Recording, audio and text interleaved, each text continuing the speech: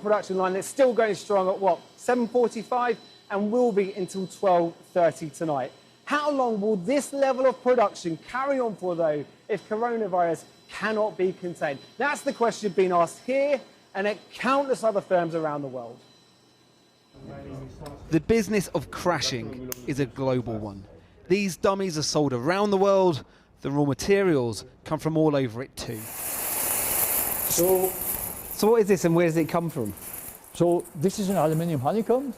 The honeycomb is manufactured here in our site, and the raw material for that comes from China or Italy. A virus that emerged 5,500 miles away is having an effect on the health of companies here. Corona is creating really havoc with supplies. Nobody knows. We don't know when the supply is going to be resumed. The concern isn't just supplies drying up. The impact is being passed on down the chain, affecting deliveries too. Right now, this morning, I was told by a customer in Austria that they cannot take delivery of a dummy because the travel ban there. So so we don't know where we're going with Corona. This one firm alone is bracing itself for a potential drop in turnover of £4 million thanks to coronavirus. And the slowdown experienced here is being echoed through business after business in country after country. And around the world, the cost of this now is running into the hundreds of billions. The fear for some economists is that this could tip the global economy into recession. No international body yet has put a figure on the full cost, but stock markets around the world are tumbling, and announcements by individual firms are building a bleak picture. Drinks giant Diageo, behind brands like Guinness and Smirnoff, said coronavirus could cost them £200 million in profits as people steer clear of restaurants and bars around the world. HSBC warned it could have to write off more than £400 million in bad loans as companies go to the wall. And 25,000 staff at airline Cathay Pacific are taking 3 weeks unpaid leave between now and June. 10 years ago, China was 10% of the global economy. Now it's 20% of the global economy, and Asia overall is 30% of the global economy. So whatever happens in whatever city in Asia, that has a ripple effects across everywhere. And of course, the UK being centre of the sort of financial activity, we're going to get hit probably harder than others.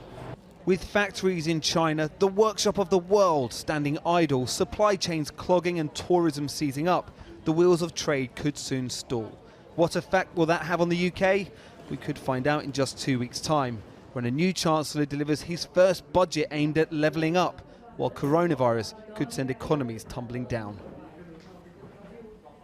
Look, after 5 days of tanking, the FTSE finally finished the day just a tiny fraction higher than it started. But ultimately, UK companies are worth tens of billions of pounds less than they were a week ago. And that's a similar story in markets around the world. That sustained drop in markets gives you an indicator as to how investors think, as to whether or not investors think an answer will be found to this soon. Not very likely, they think. One leading economic forecaster tried to put a price on how much this is going to cost the global economy if coronavirus turns into a pandemic. Give or take £1 trillion. Paul, thanks very much indeed. Well, with me now here, Diana Choileva, Chief Economist for Inoda Economics, a macroeconomic and political forecasting company that focuses on China, and Katie Martin, Capital Markets Editor for the Financial Times. Welcome to you both. Let me start with you, Diana. It was said before the Great Depression in the 1930s, when America sneezes, the world catches cold. With 20% of the world economy, with what's happening in China now, could the same be said for the rest of the world? Absolutely, in economic terms and in geopolitical terms as well, because the defining feature of where we are is what I call the great decoupling, this all-encompassing geopolitical confrontation between China and the US.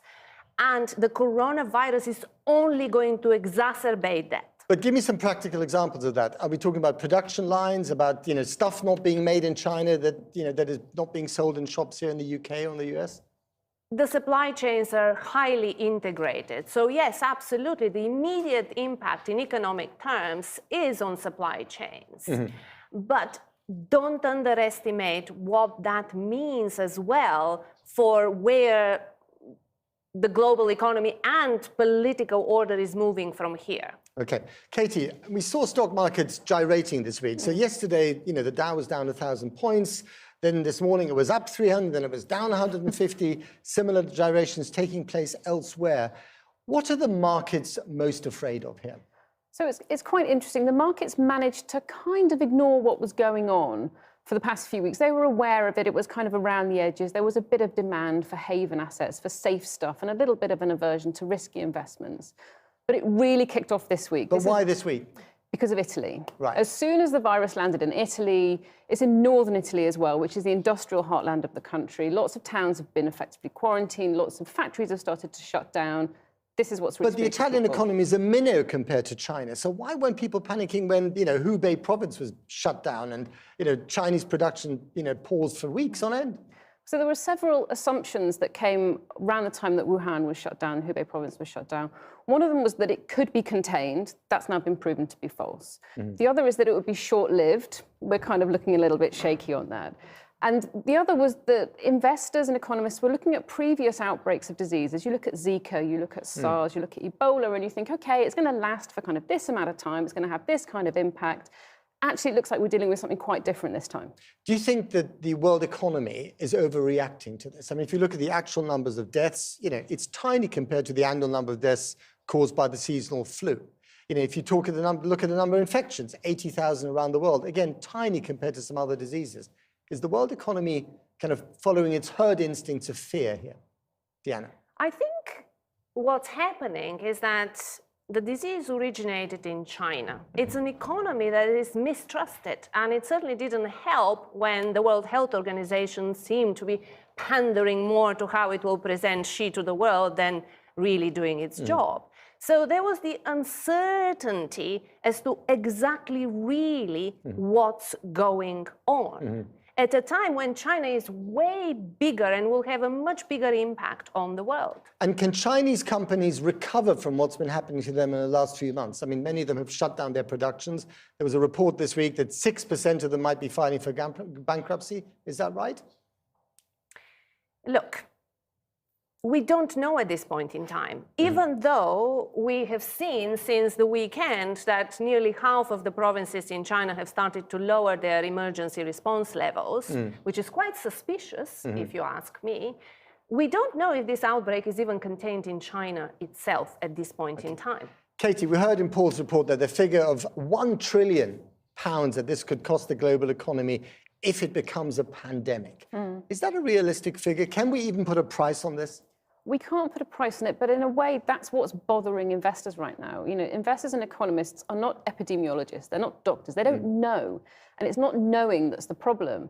And to go back to your question about, is our markets overreacting? I would say no, because you don't shut a factory for standard winter flu. That's what markets are responding to. It's the shutdown in supply chains. It's the shutdown in manufacturing. It's not, frankly, the human death toll. But we saw with Lehman Brothers in 2008 that a lot of really good companies went to the wall because of the contagion of fear. We saw in the 1930s that countries practically went bankrupt because banks in America were drawing their short-term debts. Is something similar happening here precisely because we don't know where this thing is heading? I mean, that's a big question, honestly. I mean, one of the things you've got to bear in mind is what can we do about it in terms of the economic impact, in terms of the market impact? And the big bet that investors are making now is it's okay, the central banks have got this. They're going to cut rates just like they did with Lehman Brothers, just like they've done with every mini crisis we've had since then. But is that actually going to solve anything in terms of stopping the spread of a virus? It's very unlikely. It'll help markets, but not humans. I wonder what else it might help. Very briefly, is this a kind of dress rehearsal for a world where we consume less, we fly less? The kind of Greta Thunberg paradise is about to come about in a very negative way.